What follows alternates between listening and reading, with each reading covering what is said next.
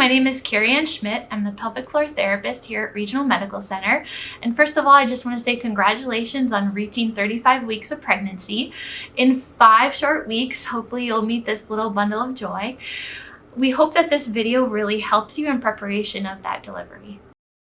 During the 3rd trimester, it is totally normal to feel more uncomfortable as the baby grows larger, find it harder to breathe, harder to sleep, and feel like you are waddling more and more with things feeling a lot lower in the pelvis. In the 3rd trimester, it is also completely normal to have a decreased desire for sexual intercourse, likely because the bigger the belly and increasing fatigue, as well as hormonal changes.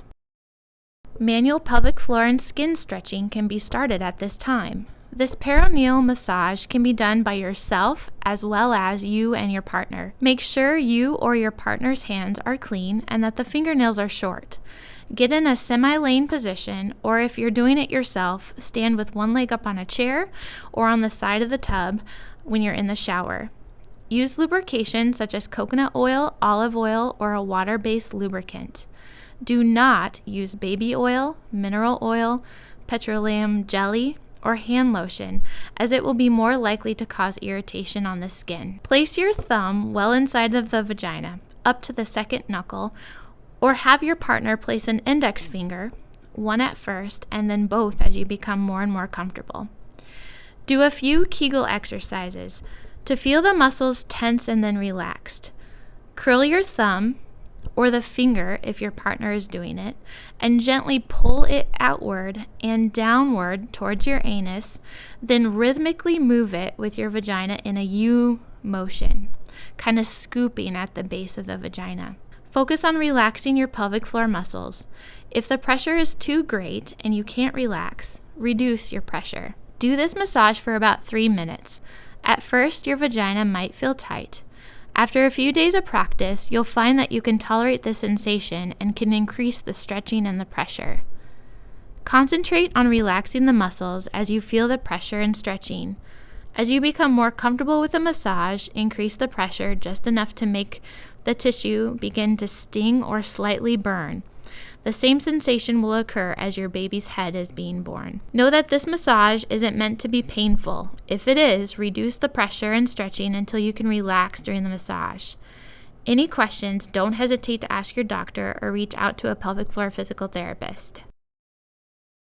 Kegels and pelvic floor relaxation or bulging. Start by laying on your back with your knees bent. You can progress to performing Kegels in sitting and standing. Imagine your vagina as a large, beautiful rose with its petals fully open to absorb sunlight. Now try to tighten your pelvic floor muscles, thinking about making that rose back into a rosebud. Squeeze your vaginal opening closed, and then imagine pulling that rosebud up and deep inside of you. Make sure you are not holding your breath and not using any abdominal muscles, hip muscles, or leg muscles to help.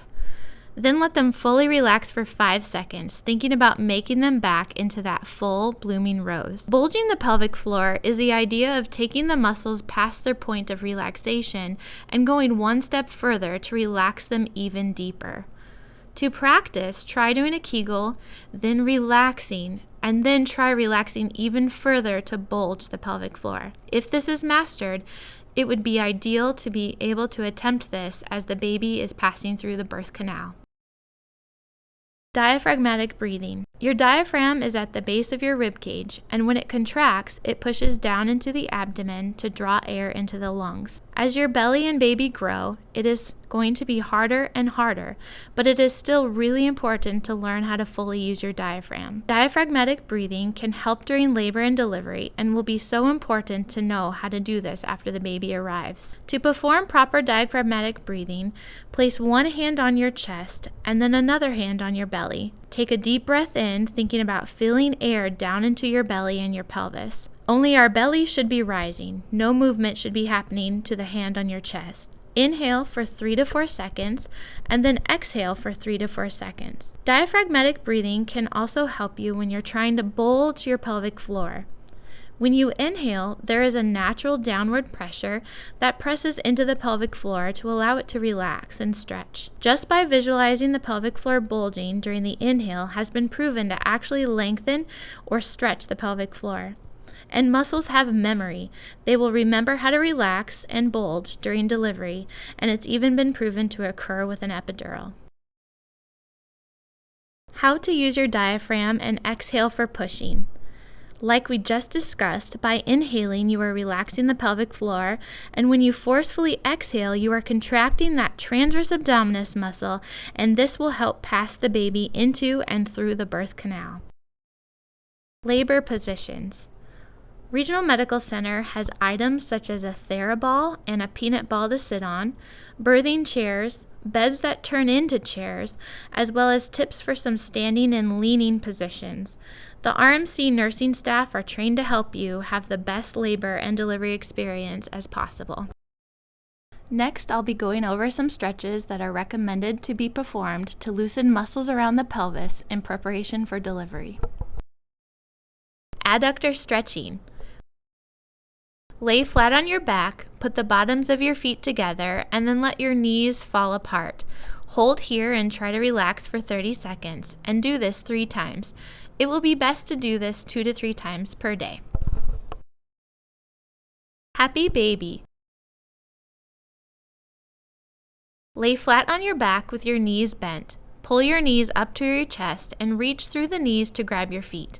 Keeping your knees bent, pull your feet towards your body and your knees towards the bed. You may gently rock back and forth in this position. Hold for 30 seconds, do 3 times, and do 2 to 3 times per day.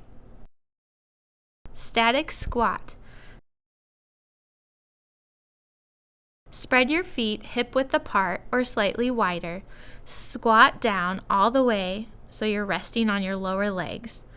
Place your elbows on the inside of your knees and gently press your knees apart. Hold for 30 seconds, up to 1 minute. You can perform deep breathing in this position and envision your pelvic floor muscles fully relaxing and opening up in preparation for delivery. Cat and cow. Start on your hands and knees. Curl your spine up towards the ceiling as if someone is pulling your bra up to the ceiling. This is cat position. Next, you will let your belly fall towards the bed, let your butt stick out, and bring your head back. Perform this back and forth 10 times. This is also good to do 2 to 3 times per day. Downward facing dog. Start on your hands and knees. Push up onto your feet, straightening your knees, and think about letting your heels fall to the floor. Also imagine that someone is pulling your pelvis backwards to elongate and stretch the spine. Hold this position for 30 seconds. You may also walk your feet back and forth to work and stretch the calves more.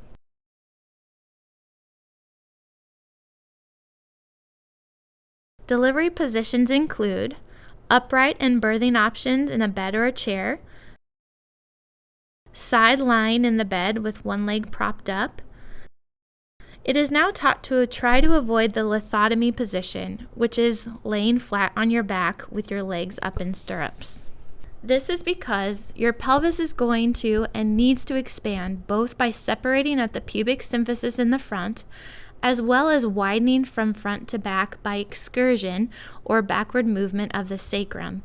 If you're laying down on your sacrum, this excursion or expansion cannot occur. Pelvic floor therapy has been proven to be so beneficial and helpful following delivery, whether you've delivered vaginally or by C-section. Even if you're not having any problems, you will learn so many things to make sure that your body can return to normal and how to prevent any problems with your pelvic floor arising as you age. Your doctor should talk to you about this at your 6-week follow-up appointment.